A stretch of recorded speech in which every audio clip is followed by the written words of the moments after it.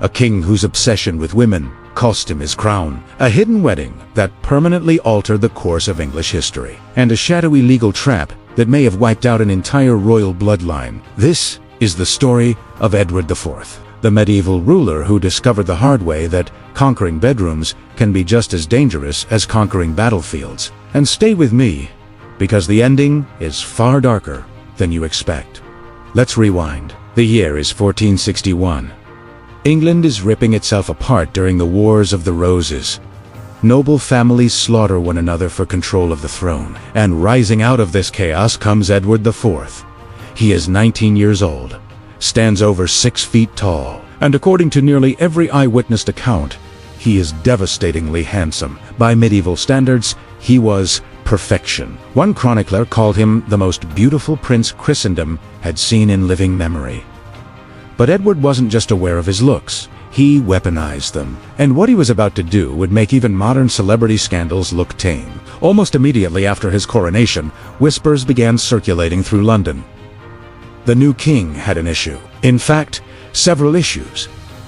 All of them women. Edward's own court historian later admitted that the king was consumed by sexual desire and relentlessly pursued women without regard for rank, reputation, or marriage vows.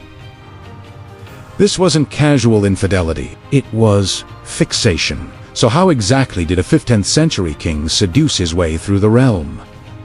Edward had a method, and it was disturbingly efficient. First came the promises: marriage, wealth, land. Advancement for entire families. Chroniclers noted that he chased women indiscriminately, noble and common, married and unmarried alike. He whispered fantasies of queenship and power, knowing full well most of those promises would dissolve the moment he got what he wanted.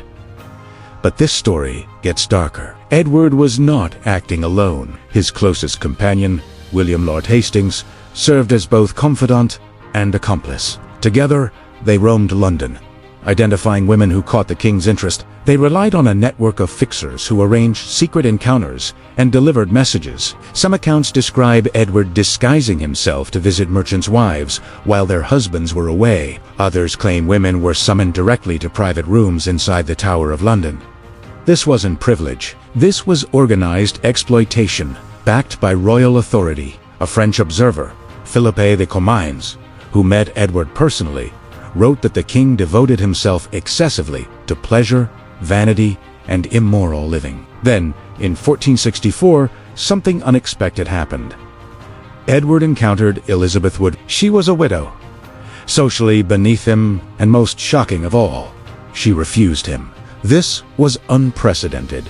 Every woman before her had yielded, been pressured, or been discarded after false promises, but Elizabeth was unmovable. No marriage, no intimacy. End of discussion. Edward's response was unthinkable. He married her in secret, at dawn, with almost no witnesses. On May 31st, 1464, Edward IV, King of England, quietly married Elizabeth Woodville. The union remained hidden for 4 months. When it finally became public, it detonated the political landscape. Edward's advisors were furious. His chief ally, the Earl of Warwick, had been negotiating a diplomatic marriage with a French princess. The nobility was scandalized. Their king had married a commoner. Edward didn't care. For the first time in his life, he had met a woman he couldn't control, and that obsession overruled everything else. But here's where history takes a dangerous turn. That marriage may not have been legal. Before we go further, pause for a moment and tell me in the comments what you think so far. We read every one. And if stories like this draw you in, subscribe to History is a Dark Ledger. Now, let's continue. Years earlier, Edward had deployed his usual tactics on a noblewoman named Eleanor Butler, daughter of the Earl of Shrewsbury. She was young, devout, and vulnerable. Edward promised to marry her. Under canon law at the time, a promise of marriage, followed by sexual relations, created a binding marital contract. Did Edward sleep with Eleanor Butler under that promise? Multiple contemporary sources say yes. Bishop Robert Stillington later swore under oath that such a pre-contract existed. If that testimony was true, Edward's marriage to Elizabeth Woodville was big, and that meant their children, including the future Edward V, were legally illegitimate. This wasn't gossip, this was a constitutional time bomb, and Edward's behavior didn't suddenly change after marriage. Elizabeth Woodville did little to slow him down. His most famous mistress was Jane Shore, the wife of a wealthy London merchant. Edward pursued her aggressively, and she eventually became his acknowledged lover. Unlike many others, Jane seemed genuinely attached to him. When Edward died, she reportedly mourned him deeply. There was also Elizabeth Lucy, who bore Edward at least one child. Another woman, the daughter of an earl whose name was deliberately suppressed, was seduced with promises that were never fulfilled. Chroniclers mention numerous other women, many unnamed, many married. Thomas More later wrote that Edward openly boasted of having 3 principal concubines, each excelling in a different way. One the cleverest, and the third the most devout harlot in England. This was not a king with affairs. This was a king maintaining a system. Edward died in 1483, only 40 years old. Some historians believe his excessive lifestyle hastened his death, but the true curse came after.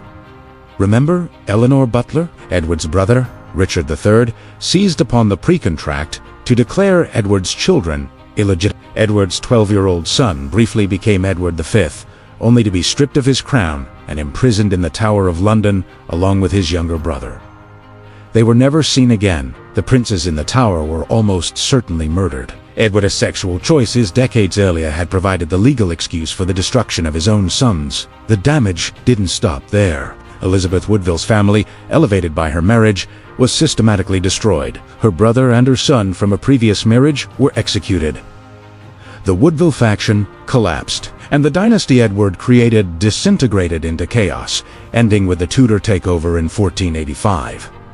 So what does this story tell us? Edward IV inherited a kingdom. He had charm, beauty, intelligence, and military brilliance. He could have ruled as one of England's greatest monarchs.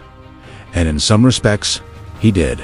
But his inability to control his desires destabilized the realm, ruined lives, and ultimately consumed his own bloodline. His secret marriage, driven by obsession, became the legal weapon used to erase his children. His endless affairs left behind betrayal and destruction.